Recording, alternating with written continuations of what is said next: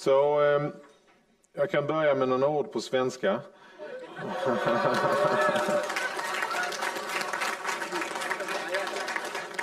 eller skånska. Jag kan tyvärr inte norsk.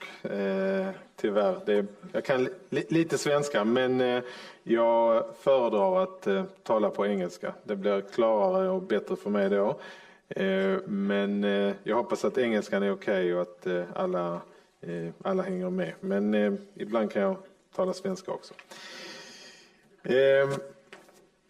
So the topic that we're going to talk about today is, I think, very high up on the list of topics that are spoken about now, that are discussed. There's a lot of political energy into the whole issue of what will be the day after in Gaza. And many people are looking at the situation in Gaza and distorting or reflecting or bending what's happening on the ground or appropriating what's happening on the ground to fit political narratives, whether it's for or against the Israeli government, inside Israeli society, and outside of Israel, for or against Israel.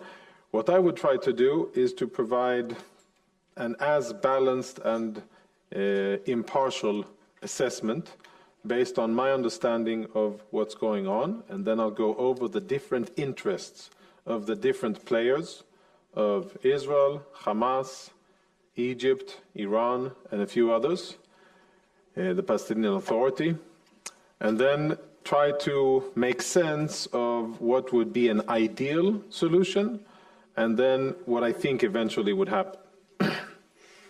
I think we'll have a little bit more time for questions today. Maybe I didn't leave enough time for questions yesterday, but I will try to do it today so that we can interact more, and what I will say should be pretty straightforward. So in terms of the day after and the overall strategy, and as I said before yesterday, since I'm not a representative of the Israeli government, I can say what I think about what my government is doing. And one thing that I believe is missing is a clear strategy of where do we want to go? What's the end game? And where do we want to see the situation in Gaza in 1 year, in 5 years, and in 10 years? Knowing that any plan, as von Clausewitz said, any plan is just a basis for change, and when it meets reality and friction, then of course it changes. But if you don't have a plan, then you are usually subject to your enemy's plans. Israel needs to have a strategy that is harmonized with and at least takes into account the needs and strategies and preferences of our allies and friends and countries that we can work with. And of course, Israeli strategy needs to contradict our enemy's strategy. If we know that Hamas wants to defeat Israel and build a Sharia-based state in the wake of Israel, then of course Israeli strategy should undermine that and make that impossible. If we know that Iran seeks to build various terror organizations in a tight noose around our neck in Lebanon, Syria, Jordan, and in the Gaza Strip and inside the Palestinian territories, then of course Israeli strategy should undermine that and make it impossible for Iran to achieve. Regional cooperation is something that Israel many times, or let's say that we have limited experience, and only a few cases in history did we operate well within a regional framework and as part of an alliance. Unlike European countries and NATO and the West, who always fight as part of a coalition, which has advantages and disadvantages, Israel usually fights alone. That's how we fought in most of our biggest wars. The last event of defending Israel or Israeli skies against the Iranian attack was a first example of where I think that we will be going. Israel relied on and got the help of the US, UK, France, Jordan passive support of Saudi Arabia and did very, very well in defending itself. It may have been able to defend itself by itself without the support of other countries. Israel has very robust air defenses. But I think it was a smart decision because it signaled to Iran that Israel isn't alone and that if Iran will engage with Israel in a substantial matter, then Israel has additional capabilities. So that's a good point carrying forward in also building and shaping the positive outlook and what Israel wants to create, not only in terms of defending ourselves against an Iranian attack, but also in terms of building for the future. Now let's be fair and calibrate expectations here. When people in the media and politicians, Israelis and foreigners alike, when they're talking about what's the plan for tomorrow and what's the plan for day after, and they want to see solutions now and clarity now, that's understood. But really, if we look at the situation in Gaza, we're talking about something that will take a generation. This isn't something that is going away. As long as there are Gazans in Gaza, and I suppose that there will be Gazans in Gaza, Israel will have a profound security problem. The Gazan population has been radicalized, I think, like no other civilian population. I could compare it to Afghanistan, and I think that the Gazans are more radicalized, and that the link and the strength of the bond between Muqawama, resistance, terror, and the civilian population is the strongest that I've ever seen in any non-state actor area. ISIS in Syria and Iraq had strong capabilities, but they ruled mostly by fear, executions, and brute force. Hamas also rules, and many people don't want to admit it, especially not Western governments. Hamas also rules thanks to the support of Gazans. Everyday Gazans were happy to see, were jubilant on the streets to see captive Israelis brought into Gaza. Everyday Gazans readily availed their apartments to jail Israelis. And everyday Gazans do absolutely nothing against Hamas when Hamas fires rockets from near their houses, when Hamas uses their houses for combat activities, and when they see Hamas combatants everywhere around them, they do nothing against it. And this is important to keep in mind. We also have to speak about education and where the benchmark is. When we look at the average education or what kids are being indoctrinated with in Gaza, the level of anti-Semitism is extremely high. The level of hatred towards Jews is very, very high. I think amongst the highest, if not the highest in the world. And the climb, the transition that these people have to make in order to be somewhere on a level that you can speak with as this is us, this is you, we understand your needs, these are our needs, you need to respect our needs and our desire and our right to live here in safety and for respect, etc. We're very far from it. And this will take, in my mind, a generation, perhaps even more, until with a lot of work, and if we're successful, we can change that situation. That connects to the previous conversation yesterday about UNRWA. If there are UNRWA-managed schools in Gaza, that won't happen. We won't see Palestinians rise out of hatred, anti-Semitism, and supporting terror and glorifying death. They will continue to be here. But if there is involvement and control and influence over the Palestinian education system in Gaza, this may happen with a lot of effort and with a lot of good energy. So I say all this because we have to have our calibrations right. We cannot expect a very successful military operation that will be done quickly and swiftly, defeat Hamas militarily, and then poof, Switzerland. No. That's not what or Norway. It's not going to happen. It's going to be a slow transition, and it's going to be years of fighting and instability. And if Israel has a good strategy, creates a coalition and builds it together with partners and gets buy-in and support from others, then maybe within 10, 15, 20 years, the situation will be significantly different, and Israeli kids in Nahal Oz can play safely in their backyards without fearing what's on the other side of the security fence. And perhaps Gazan kids can come over to play in Israel as well. It sounds a bit far-fetched, but stranger things have happened. There's also, I think, an opportunity in adversity. There's an opportunity here to use the situation in Gaza as a vehicle for regional change and as a way of allowing Saudis, Emiratis, and a few others more involvement and a positive influence to counter the negative influence of Qatar and Iran, to bring the Saudis and the Emiratis in and to say, if you want to step up and be more influential in the Middle East, if you want to do something on the global scale that will bring you lots of international credit, you'll use the vast abundance of money that you have at your disposal, and you'll be able to shape and enhance the future. And I think that there is an opportunity here to do so, and that of course connects with what I said before about the Israeli need to build a coalition. Now let's speak a little bit about the different objectives of the different players. And this is only my assessment. I could be totally wrong about each and every country, so nothing is binding here.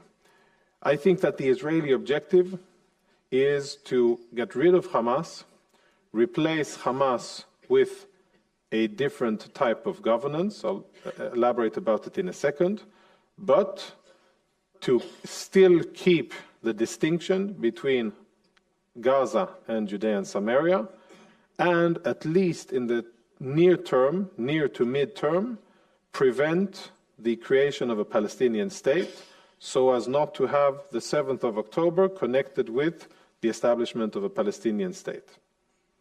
In short, I think that's what Israel wants to do.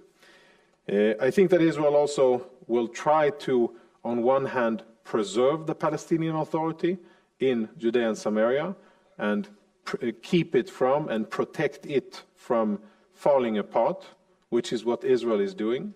Had Israel not been doing this, in my assessment and many other people who deal with security, then had Israel not been doing that, the PA would have collapsed long ago, because it's an artificial entity that doesn't have the support of the people, and if external support is pulled away, US funds, European funds, and Israeli security support, then it wouldn't exist.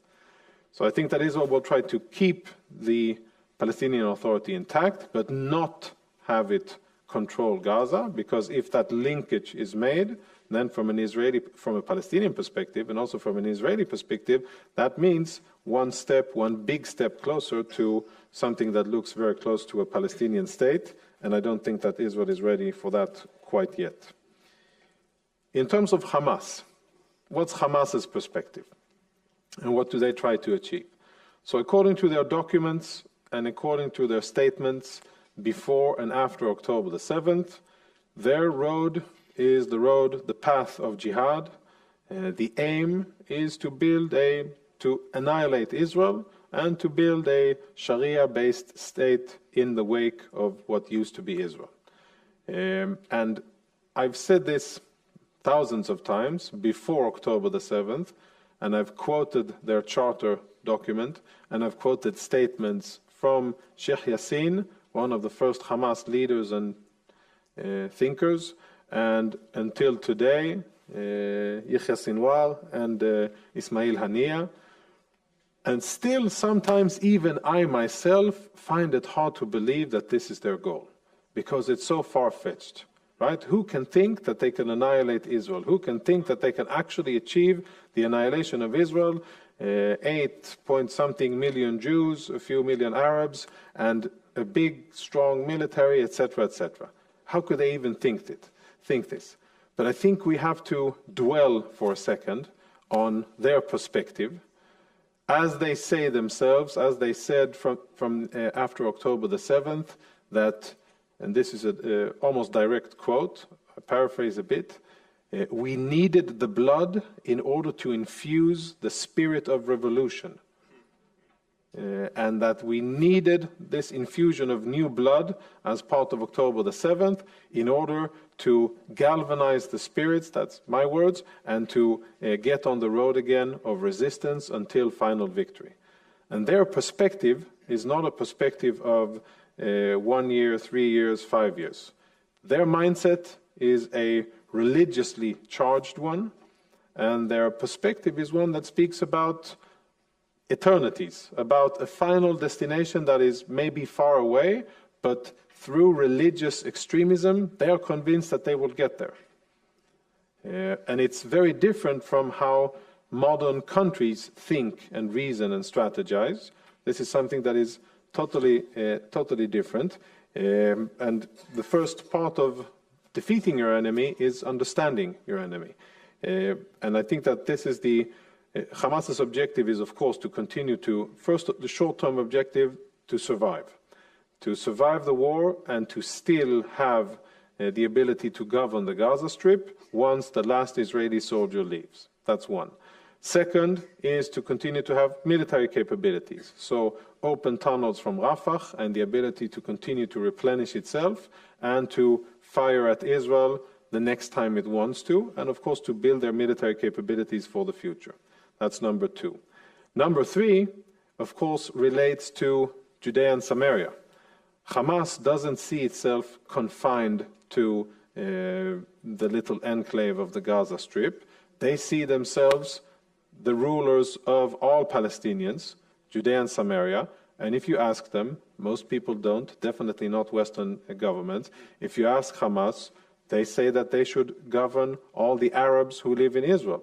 The Arab citizens of Israel, almost 2 million of them, from their point of view, after they are punished for being traitors to the Islamic cause and being Israeli citizens, then those who will be loyal towards Hamas, they will be subjects of the next Islamic state of Hamas.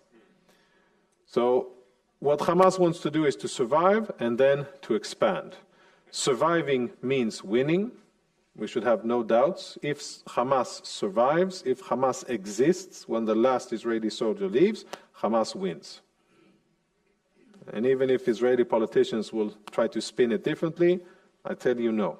If Hamas exists after we leave, if we leave, that's a Hamas victory. And must not happen. That's I think, is Hamas. Another thing that, if we go a little bit deeper into what Hamas wants to achieve, and I read this assessment by Matthew Levine from the Washington Institute. He made a very good point that Hamas may want to achieve the so-called Hezbollah model. What's the Hezbollah model? Today, Hezbollah governs almost all of southern Lebanon, and it has a king-making power and veto powers of the Lebanese political system. They don't run all of Lebanon. There are many parts of Lebanon that Hezbollah doesn't effectively govern, but nothing important happens in Lebanon without Hezbollah's consent. And nobody threatens Hezbollah in Lebanon, and nobody has more power in terms of force and military capabilities than Hezbollah in Lebanon, but there still is the Lebanese government, which allegedly is responsible for everything that's happening. So there's someone else to put the blame on. It makes sense that Hamas would want to achieve the same thing, to have some kind of government in Gaza, and they continue to exist, focusing on jihad, focusing on mukawama, on resistance, focusing on building their capabilities to become strong enough until they can again attempt to break out and to defeat Israel, and in the meantime have something else, some other government, like a Lebanese government, but a Palestinian government, that will be the front for them. And this is a scenario that is dangerous, and Israel, of course, is aware of it. And again, I go back to the fact that Hamas must be totally removed from Gaza in order for it not to happen. Before we get to Iran, let's speak about Egypt. I think if I were an Egyptian strategic planner, I would be very happy with myself. I think that Egypt has played their cards very well. They have played them very cynically, but very cleverly. I think that if you look at a checklist of what Egypt wanted to achieve versus what has happened, they have ticked almost all of their boxes. Nobody is talking about Egyptian responsibility for what's happening in Gaza or in Israel. Very few, like me and others, are talking about Egypt's responsibility for bringing weapons into Gaza that were used to butcher Israelis and conduct the war. Very few are criticizing Egypt for not allowing Palestinians to be evacuated into Sinai in order to receive any humanitarian aid. Quite a lot of people, media and elsewhere, are filming the Egyptian trucks with Egyptian flags and blessings in Arabic from Sisi going into Gaza, providing much needed humanitarian aid to the poor Gazans. But not many are asking questions, why don't you let them out like all populations in warfare do? There's fighting. Usually people don't want to be where there's fighting. And usually people flee from where there's fighting. Usually they don't go to enemy territory, but they go somewhere else. Those are the basic rules of warfare. That's how humans behave in war for centuries, for millennia. And in this case, the only place that Gazans could have gone, which isn't enemy territory, which isn't Israel, is Egypt. But they were effectively stopped. Why? Because Egypt doesn't want anything to come into Egypt, and it doesn't want anything to remotely have a chance of threatening stability or influencing things in Egypt. We spoke about it yesterday, one of the questions. I think Egypt was very influential in altering or influencing Israeli strategic plans. Instead of taking Gaza City and Rafah simultaneously in the first part of the war, Israel was forced to take only Gaza City in order to push the civilians out first and have them in a safer area in the south, and understanding that they couldn't be evacuated to Egypt. And that's also a success from an Egyptian perspective. And all of the pressure now, perhaps not all, a lot of the pressure that is applied now on Israel is a result of Egyptian pressure on the US and on the Europeans, and them fanning the flames of humanitarian catastrophe and hundreds of thousands of people that will be killed, which is total BS, and it's not going to happen. But a lot of people that will be killed, and they're making this kind of expectation for a mass casualty event in Rafah if Israel goes in. Why? Because they don't want the border to be breached, and they don't want Palestinians to have the option of going into Egypt. So if I were an Egyptian planner, I don't think that I'm a good person, because it's very cynical, but I would be very happy with how the war is going so far. And I think that their objective is to keep all the mess inside Gaza, keep Israel busy and bleeding diplomatically and militarily with this mess, and then allow Egypt to benefit tremendously from the economic restructuring of Gaza, which will come. Egypt is a tremendously corrupt country with corrupt military and corrupt institutions, and I'm sure that lots of money that global institutions and countries and taxpayers will be contributing to the rebuilding of Gaza will find its way to private pockets in Egypt, because any rebuilding of Gaza will probably have Egypt in it in a pivotal role. So from an Egyptian interest, keep the mess in Gaza, be ready to rebuild, and have hands on all of the faucets where money will be coming from in order to benefit from the situation. Until Israel or the US, specifically the US, will challenge this balance, then I don't think that Egypt will change. I don't think that the current US administration will change. Maybe a future one will, and maybe a future US administration will say, The US gives Egypt $2.2 billion every year. What does the US get in return? I know that every cent and dollar that the US gives to Israel, many strings attached and lots of critique and criticism and oversight and involvement. With Egypt, not so much. And maybe different administrations will have different points of view on it. Now, Iran. I think Iran, they're in a bit of a dilemma here. The first months, I think, were extremely good for Iran, up until the exchange of fire between Israel and Iran. Things were going beautifully for Iran. And their interest is to keep Israel in a state of constant fighting, low to mid-level fighting. It will hurt our economy. It will hurt our diplomatic standing in the world.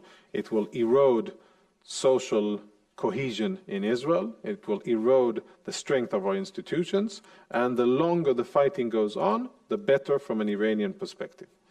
So they will have an interest in keeping the Houthis firing and their proxies from Syria, and they have an interest, and they are directing Hezbollah to keep on firing at Israel. And from their point of view, as long as the fighting goes on in Gaza, that's great.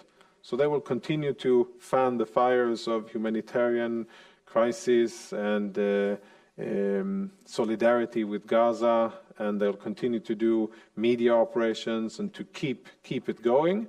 They have a problem because I think they see and understand that Hamas is losing militarily. And they also have a challenge with Hezbollah because they understand that every day where we aren't de-escalating the conflict with Hezbollah is a day that we are moving closer towards war with Hezbollah. And war with Hezbollah, from an Iranian perspective, is not what they want, because Hezbollah is in place and it's funded by Iran for one specific particular purpose. That is to serve as a deterrent against Israel from attacking Iran's nuclear capabilities. So if Hezbollah is spent or wasted in a war that is related to Hamas, that doesn't serve Iranian strategic purposes, and it can leave them exposed when it comes to their nuclear program. So from an Iranian perspective, to keep things going as they are now is good, and for fighting to go on and for them to benefit from behind the scenes or in the shadows, as they usually do, quite cowardly, but smartly. Let's move on to a local player, which is the Palestinian Authority. So the Palestinian Authority is in a very sad state of existence. I would call it artificial. Artificial in the sense that it has extremely limited local support. It has no legitimacy to act. I said yesterday that there's, I think, an unofficial close competition amongst Palestinians. Who do you hate most, the Authority or Israel? Many, I think, would say the Palestinian Authority because of its corruption and also cruelty. It is an authority that relies on external backing, power, and influence in order to be alive. And it's an authority that is failing. All of the metrics, all of the indicatives or indicators of activity of governance of the PA, they're failing. They're losing control over all of the cities in Judea and Samaria: Jenin, Nablus, Tulkarem, Jericho, Hebron. Soon, I think they will start to lose control over Bethlehem. And then finally it will come to Ramallah as well. They still govern Ramallah, and there's still a lot of support for them in Ramallah, but just like a body that's dying and cutting off blood supply to the extremities, to arms and legs, same thing with the Palestinian Authority. It does not have neither the ability, the energy, or the legitimacy from a popular point of view, or the executive capability to go into Gaza and to start to govern Gaza. It is ill-fitted for that goal, and to think that the PA can do some kind of reform and miraculously turn into a well-managed government is very, very naive or misleading, and I don't think that they are an alternative. I know that many across the world want to wish the Palestinian Authority into being an alternative, and into being an alternative for Hamas, but sadly, I don't think that they are. So that brings us to possible solutions. There's a multitude of solutions, or different options or combinations of. The absolute prerequisite, the condition, is first and foremost for Hamas to be defeated, and for Hamas to be defeated in such a way that people in Gaza understand and believe that Hamas is defeated. And it's good to look at other conflicts to draw comparisons. The Taliban in Afghanistan were never defeated. They were sometimes on the run, they were sometimes out of balance, sometimes they lost territory, but each and every Afghani who cooperated with the Americans had a mark on his forehead. And as long as the Americans were there, they were more or less safe, but the moment the Americans ran out of steam and stamina and fighting power, they left, it all crumbled, and the Taliban got back, took each and every village back, established domination and control, and were very cruel in their retributions towards anybody that was part of working with the Americans. Same thing relevant here. If people in Gaza, the clan leaders, civil society, businessmen, the big heads of families, muhtars, etc., if they are to be expected to make the leap of Geronimo, or in Hebrew culture of Nachshon ben Aminadav, who was the first one to cross the Red Sea, then they have to know and believe that Hamas is defeated and that Hamas isn't coming back, that the fighting capabilities of Hamas are eradicated, and that their administrative and local oppressive capabilities of Hamas are gone. If that isn't clear and unequivocal, then people won't risk their lives, their families, their social standing, their names, their reputation for collaborating with Israel. It's not going to happen. So we're still in the stage of establishing the defeat of Hamas, and if Israel doesn't defeat Hamas, then there is no chance of any alternative, any local sustainable alternative for Hamas to take place, because they'll be fearful, and quite rightly so. If I was a clan leader in Gaza, I'd be looking at Hamas, seeing if there's a chance of them getting back into business. If there is a chance, I wouldn't bet against them, because Hamas would come back, be very violent in their retribution, and I would pay for it. So the military defeat of Hamas is extremely important. Now, Hamas did an interesting move about 3.5, 4 months into the war, when they were starting to understand, and at that time Israel had a good momentum going in terms of military operations, and they started to understand that what Israel was trying to create for the future was a model of local cooperation where civil society, led by the clan leaders, the Hamulot, the big families, would govern the different cities, and then that Israel would govern over the Gaza Strip with or without local Arab involvement, Saudis, UAE, perhaps Morocco and others. And they then, quickly, what Hamas did was to gather all the heads of the families and get them to, maybe with force, maybe without force, maybe they just wanted to, but anyhow Hamas produced a document, a signed document of all of the heads of the clans of the Gaza Strip, from Gaza City, the villages around Gaza City, Khan Yunis, Rafah, etc., we hereby commit not to cooperate with the Israelis or any foreign entity, and that the sole representatives of the Palestinian people, here it was actually a bit vague, should be either Hamas or the PA, but essentially it's not going to be Israel. So basically trying to pull the rug from under Israeli feet on planning the day after, which was a smart move by Hamas, indicating that they understand what Israel wants to do and taking counteractions against it. But what I think Israel will try to achieve, and I think we should acknowledge the O word, occupation. Israel doesn't want to occupy Gaza. I think Israel understands that occupying, holding in the full military sense would be a costly diplomatic endeavor.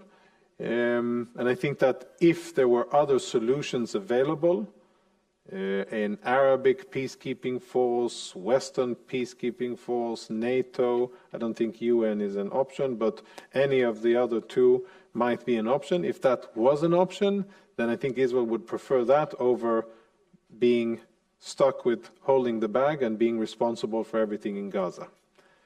I don't think that anybody else will come to Israel's rescue and take care of business in Gaza. So what I think will happen is that Israel will control the Philadelphia corridor, anything that goes in and out of Gaza. It will take care of the tunnels so that Hamas can't rebuild itself. That will be a clear signal for civil society and other Gazans who may not be ideologically aligned with Hamas and may want to have a different future than what Hamas people want. That may be what will be needed for them to say, okay, you know what, let's try a different system here. In time frame terms, what that means, end of main combat operations, then Israel will implement control, which in all military terms will be to occupy. It'll be to occupy the Gaza Strip, control it, and then when you hold terrain that wasn't yours from the beginning, of course, Israel will have to supply the humanitarian needs, infrastructure, food, and, of course, oversee the reconstruction of Gaza. But I don't think that Israel will have a choice, really, but to do this. If some kind of other option can be found, I think that would be beneficial for Israel. I don't think that it will be. So the most reasonable, I think, outcome will be that Israel builds a coalition with US support, with buy-in of Arab countries in the region, Saudi and Emirates, perhaps Morocco, perhaps others, maybe Jordan, and at least with logistic support from Egypt, has to be, and then defeats Hamas, and then actually takes control of the Gaza Strip and oversees the rebuilding of it. And I go back to the beginning of the briefing, speaking about time frame. This isn't a short endeavor. And for Israel to ensure the safety of its civilians, to ensure the safety of the communities around Gaza, and the safety of Israel from Iranian rockets fired at it from Gaza, Israel will have to control Gaza and make sure that Hamas doesn't rebuild its capabilities, and it will take time. So it's important, again, I think, to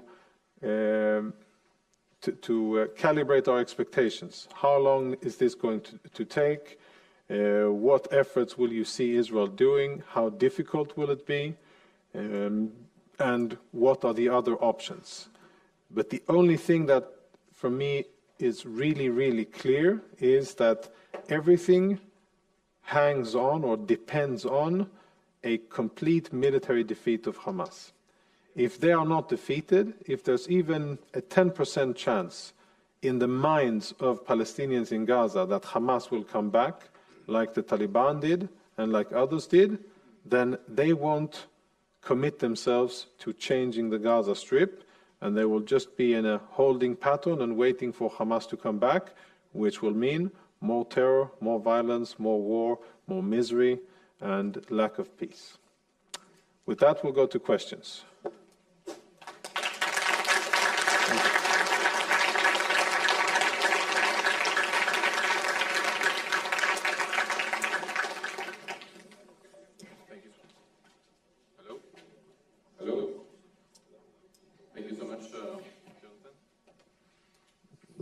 I'll just look, the audience has been engaged. I'm just looking up the questions now.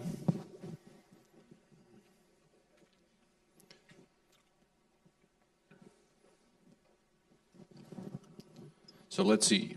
Do you think the situation for Israel will be better or worse compared to before October 7, after the Gaza war is done and the dust has settled? Yeah, if Hamas is defeated, clearly so, and if Israel is capable, first of all, if Israel will recognize that there are no other options but to own the problem itself, then I think that we can be on the path, which will take many years, but eventually to be in a better security situation. And I also think that a positive, bless you, a positive thing that can happen is, which means that I was right, by the way. Another positive thing that can happen, very important, is for other enemies of Israel and other terrorist organizations to see that if you do this type of attack against Israel, if you breach into Israel, kill civilians, abduct, rape, all of the things that they did, you lose. You don't only lose a war and lots of people, lots of casualties, destruction and damage, but you don't exist. And that's a very, very important message in our violent neighborhood and against enemies that we have, and it is imperative. So next question, Hamas killed the leader of the Daghmush family because they discussed helping Israel with delivering the aid. Did the murder have any consequences for Hamas? Did the family take revenge on Hamas? So that's an advanced question. I don't know, whose question was that? That's an advanced and high detail, high resolution question, which is good. But yes, Hamas, not only did they get, let's say, a written commitment by heads of families not to cooperate with Israel, to make sure that people wouldn't entertain all kinds of interesting thoughts. They also used good and proven mafia tactics of killing, extortion, and intimidation, which is the usual tactics of Hamas. As far as I know, but this could be wrong because very few would report it. But as far as I know, the Daghmush family, the Daghmush clan, has not yet acted in revenge in any substantial way. But they also, it's not an instant thing. And in their culture, revenge is served cold and it can be a generation after. And I think that they will. This also hangs on whether or depends on if Hamas will be defeated. If it's defeated, then for sure the people in Hamas who were responsible for this act of killing against one of the Palestinian clans in Gaza City, they will be dealt with quite cruelly. And if Hamas wins and stays in control and has its internal security forces, then perhaps not. Would you expect Qatar to expel the Hamas leaders? With the current level of American pressure on Qatar, no. If the US signals to Qatar that they're thinking of perhaps relocating their military base, and they're thinking of changing the status of Qatar as a strategic senior non-member state of NATO, I think that would force totally different thinking. But currently, that doesn't seem to be the strategy of the Biden administration. And the Biden administration seems quite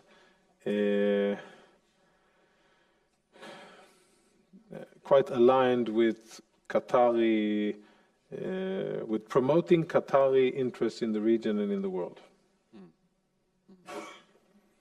Another question here. Why not just conquer Gaza, call it Israel, and declare sovereignty? Yeah, of which there are people who want to do that in Israel. Why not? Because there are 2-some million people there who I don't think Israel wants to govern. If we conquer it, then the people there will be Israeli subjects. And I don't think we have any business in doing that. We've been there. and most cases wasn't the best experience, so probably not in our interest. What are the most constructive messages the Norwegian, Swedish and Danish governments can give into the conflict? So, first thing would be to wake up from the illusion or the dream that the PA is the solution to the Israeli-Palestinian conflict.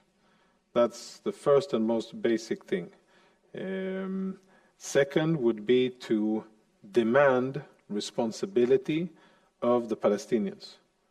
Up until now, for decades, Scandinavian governments in general, I'm generalizing, not all of them, but they have been, I think, at the forefront of catering to and pampering Palestinian desires and whims and needs and wants without demanding a single drop of responsibility for their actions, without holding the PA accountable for the money that they've been given, and without applying any type of expectations for the Palestinians of good governance, of protecting human rights, of protecting minorities' rights, of democracy and rule of law, which are the bedrock of very well-functioning societies like the Scandinavian societies. And it's odd. Third, I think that the whole issue of taking a clear stance and saying very clearly, Hamas and its cohorts is never and will never be an option. And anything that they are doing and promoting must never receive any beneficial support and any international legitimacy. And therefore, to vote and support the creation of a Palestinian state in the wake of a Hamas-led attack is exactly counter-effective. And fourth and last, I think that that the values of democracy, of human rights, should be the ones that lead and determine Scandinavian foreign policy. And the only democracy in the Middle East and the only democracy in this conflict is Israel. And Israel should have the support.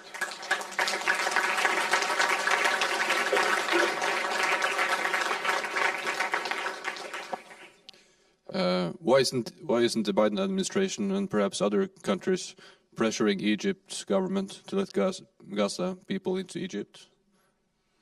Very good question.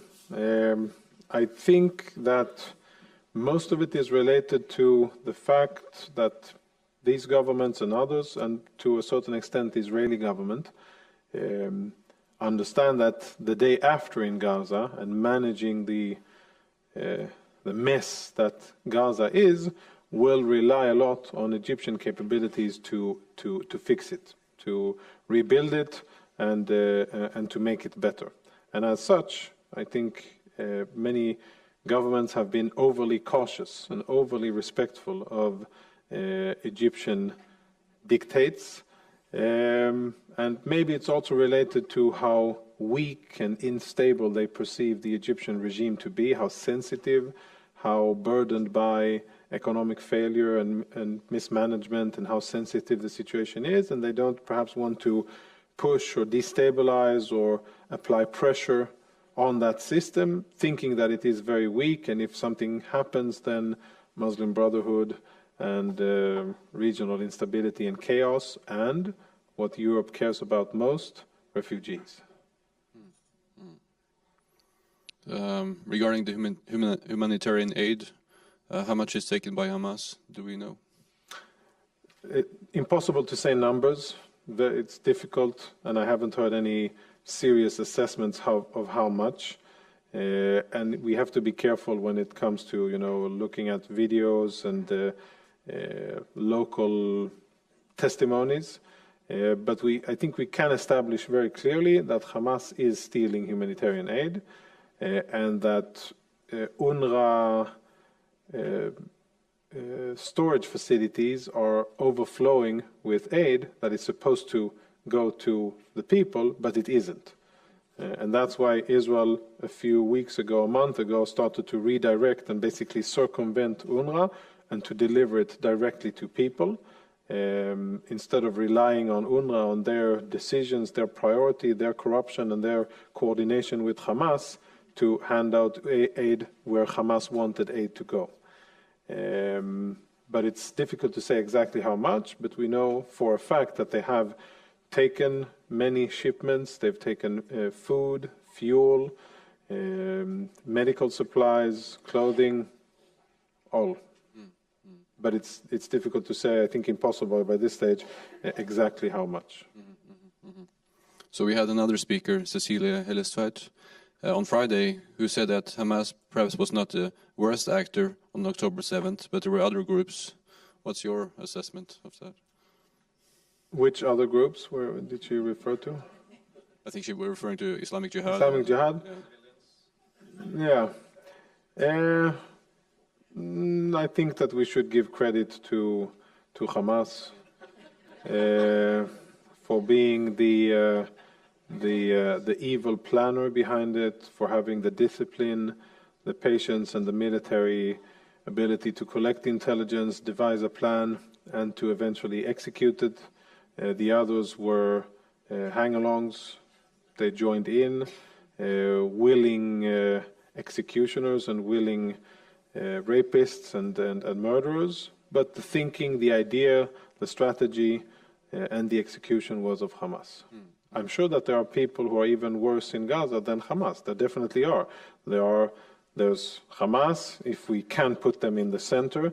An extreme of Hamas is Islamic Jihad, and extreme of them, there are 2 and 3 and 4 more other small organizations that are even crazier than Hamas, that make Hamas look moderate in their outlook on life and in their religious extremism and in their lack of tolerance.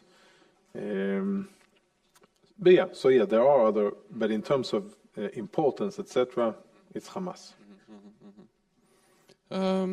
So do you think Israel will be able to resist pressure from the US to let the PA and other Palestinian entities to run Gaza?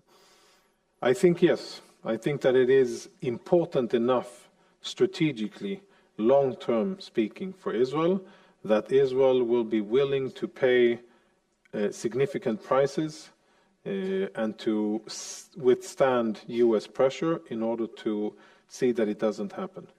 And November is coming. So there's a clock on everybody, on Israel, on the US, on the administration, etc., and on the Palestinians and on Hamas and Iran. And when November comes, things may change, probably will change, not necessarily automatically in Israel's favor, but I am very optimistic because with either result, clarity will allow, if it's a Biden administration, hopefully to shake off the influences of the extreme parts of the Democratic Party and to say, okay, you had your fun, we won, and now I'm going to execute my policy, which I believe is a policy which is inherently supportive of Israel, Biden's policy, where his heart and mind is, and he's under what I understand to be political pressure to appease extremist part of his electorate. But if he wins, then he'll be able to say, okay, thank you, now go away, and let's focus on winning this war and helping Israel. And if Trump wins, then one could assume, one couldn't know, but one could assume that the policy towards Iran and towards Hezbollah and Hamas would be much tougher than it is now. I think on that optimistic note, I think we will end, and thank you so much. Thank you. Thank you, everyone. Thank you. Thank you.